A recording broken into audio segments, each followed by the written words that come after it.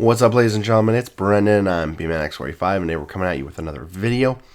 We have a reaction for the Mandalorian Grogu movie trailer, the first teaser trailer for the new movie, which was basically kind of like a repurposed season 4.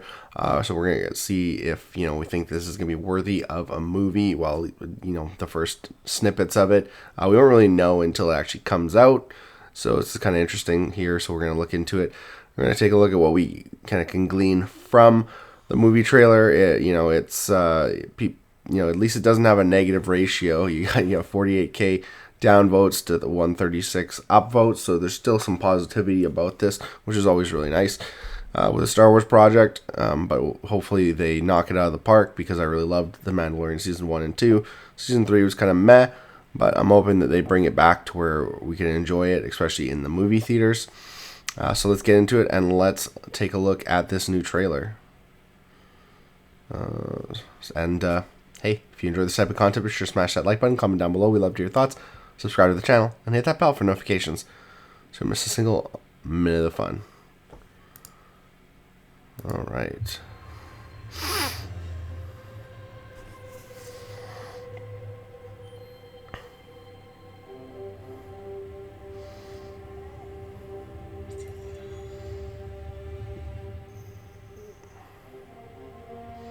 Oh look, it's a Babu Frick.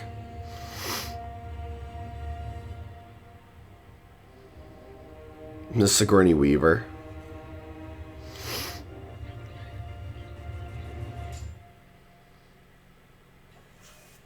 She's not having any of that.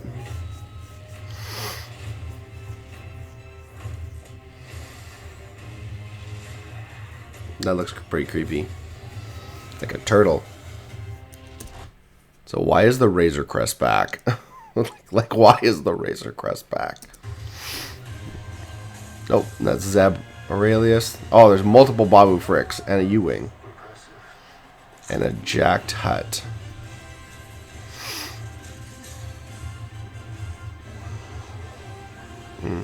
That's interesting. It's like a Roy. No, AT-AT.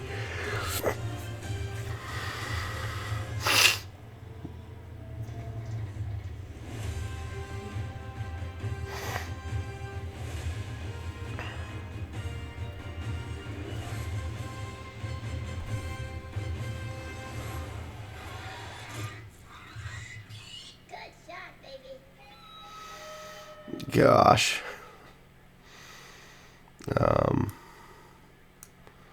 So I don't know. There's a lot of different things to go into there. First off is like, why is the Razor Crest still around?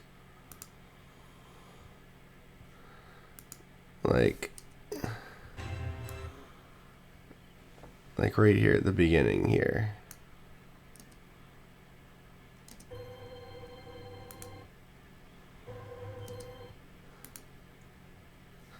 So he got another Razor Crest. Like, what's the point of that? Why blow up a ship if you're just gonna give him the same ship?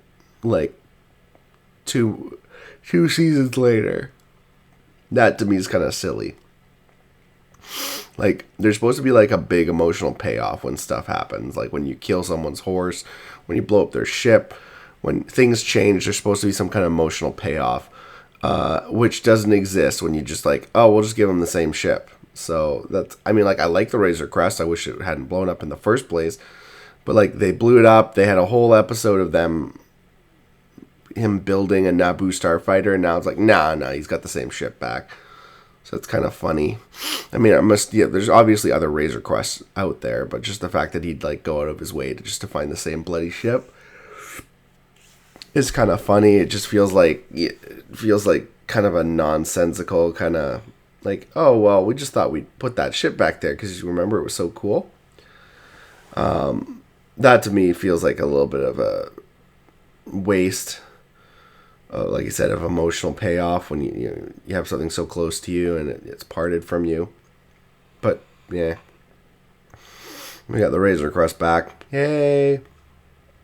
Sigourney Weaver, obviously some sort of rebel commander. I've heard rumors. People are like, "Oh, it's just another Kathleen Kennedy insert." I hope not. I hope she like takes this role and does a good job with it. Because if she doesn't, it's just gonna make this movie garbage. And then Babu Fricks, really, like we already got Baby Yoda. They're just like playing up the cutesy thing like 100-fold. Like, good job, baby. I know, like, I was a little bit like on the fence about I was a little bit on the fence about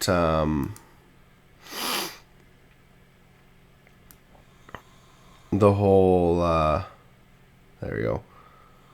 All the fricks. Good shot, baby. So I was on the fence about the whole like Baby Yoda still not speaking thing. I really kind of wish that they have got him to speak in some, even if it's just like a couple words, because it's like a 50-year-old kid, and it's like, oh, it's still a child. Well, yeah, a child learns to speak within like the first few years of life. So even if it's a being that lives for like 900 years, you'd expect that it would learn how to maybe say a few words. Of course, Yoda was a creature of few words because he was a wise creature. So it would be even cooler to have him say a few things when it was most important and most impactful, instead of just being this like little itty bitsy cutesy thing that just doesn't do anything. I think that's a very like stupid thing. He's just there for like the cutesy marketing, and now it's him and the Frick family, clowning around while Mando's like potentially like almost getting killed. Sorry guys, I'm still feeling a little under the weather. So yeah, I just really think it's silly, just to add these more like, good shot, baby. Seems a little on brand for their humor, which is not always the best type of humor to put in a Star Wars. Star Wars has had really mixed reviews on its humor, because you really want humor to be in anything, but you don't want it to be out of place. Like, you don't want it to pull you out of the world. And I think like Disney's always had a problem with humor for Star Wars, because they don't know how to make something funny but not pull you out of the universe. I think that's one of their biggest drawbacks with the sequel trilogy, is that most of the humor in the sequel trilogy really draws you out of the universe a lot of the time, which is unfortunate. But yeah, Babu Frick, I don't really care if sequel trilogy characters end up in this movie, but I just don't think it's necessary that Baby or Grogu has all these adventures with the cutesy patrol, basically for lulls and stuff like that, and like aww and stuff like that. I'd rather like hear Yoda or hear Grogu, speak or use the Force or something impactful. So this is a teaser trailer, so I mean, you can't really get much out of it. I mean, seeing AT-ATs blow up is pretty cool. Seeing Mando fight is pretty cool. I mean, even like I said, even getting to see the Razor Crest fly again is pretty cool. But at the same time, I just don't know if it's necessary. So it'll be interesting to see where we go from this. In theaters May 22nd, so that's kind of cool, because that's my daughter's birthday. She just was born this year, so she'll be 1 when this movie comes out. So that's really cool. Obviously, won't be taking her to the theaters, but maybe I'll take the boys and stuff like that. The week after and stuff like that. So that'd be kind of cool. But yeah, hopefully this movie does well. I'm hoping that they like really worked on the script and really made it like appealing and make it something we can get invested in and be excited for. And I'm hoping that once we see the actual like trailer, the first non-teaser trailer with the actual meat of the movie and stuff like that, that we can get excited about this a little bit more. I mean, like I said, there is excitement for this. Still, 40K downvotes is not that great. 1 to 136, it's like a 1 to 1/3 ratio. But I'm hoping that this gets better. I'm hoping that the trailer gets better. I mean, I want Disney, I want Star Wars to be good again, and even if it's under Disney's thumb, I'm okay with being able to like just be like, hey, I'll come see this as long as you can make it good. And I don't need to like boycott Disney, even though they're kind of dumb. But that's my thoughts on all this. I think that this is a very meh trailer. It definitely feels like a season 4 rather than a grand cinematic experience. So we'll have to see how they deal with that, because honestly, if they don't make it appealing enough of something that you can sit your butt in for, 2.5 hours and pay a bunch of money in popcorn and tickets to see, I mean, they're not going to see the results from this. Although it has a small budget, so really, really feel like since it's Star Wars, it has a very low chance of not making its budget. Probably, it's like 100. I think it's like 150,000. Marketing will probably be like 100 to 150. So I mean, between that, you got 250 to 300.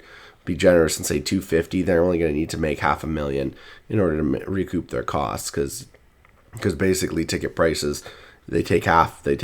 Being generous, they take half the ticket prices in America. That's not including international, which I think they get far less. But just to be generous, they're going to need to probably make, if they spend $100,000 on marketing, they're probably going to have to make $500,000 in order to break even. I think that's a pretty easy target for a Star Wars movie, especially when we haven't had a Star Wars movie since the return of Skywalker, Palpatine, whatever the frick you want to call it, Rise of Skywalker, Palpatine, which was back in 2015 was The Force Awakens, so it was like 20. It was every other year, so like if it was 15, 16, 17, 18, 19, I think it would have been 2019, I think might have been The Rise of Skywalker, but I'm not 100% sure, but around there. So, but it's still like over 5 years since the last Star Wars movie. So, hopefully, we get some better stuff. This trailer is kind of meh to me. There's some fun moments, but then there's some kind of dumb moments. So we'll just have to keep our eyes peeled for more content that we can kind of go, hey, is this gonna be good or not? And I'm not sure if this is the only Star Wars thing we have on the horizon before May, or before this. I don't know if we have do we have the new Darth Maul series coming anytime soon? I have no idea. Or do we have anything on Disney Plus, like Ahsoka season 2 coming before this, or is this the only thing we have to look forward to in May? I'll have to figure that out and get back to you guys. But it looks like that's all the time we have for this video. Thank you very much for tuning in, and we hope to see you in the next video. As always, have a wonderful day, and that's all for now, folks.